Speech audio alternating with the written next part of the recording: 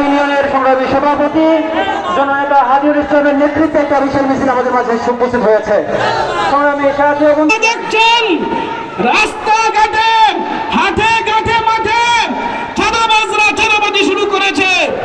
Office আদালতে একচেটিয়া একটি দল কর্তৃত্ব করার চেষ্টা করছে এবং তারা অগ্রিম ঘোষণা করছে আমরা ক্ষমতায় গিয়ে রাষ্ট্র সংস্কার করব। এ থেকেই বোঝা যাচ্ছে ওরা স্বৈরাচারী আচরণ করবে।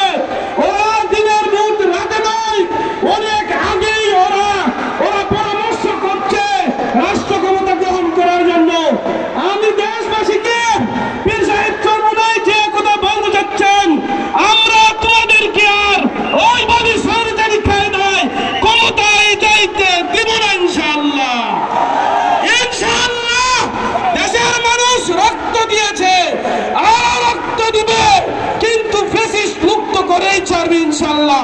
সকলকেই ইসলামী আন্দোলনের পতাকা তলে আসার জন্য পীর সাহেব চরমোনাইয়ের নেতৃত্বে আগামীর সুন্দর বাংলাদেশ গড়ার চেষ্টা সবাইকে করতে হবে। সকলের দীর্ঘায়ু কামনা করি। আল্লাহ পাক তৌফিক দান করুন।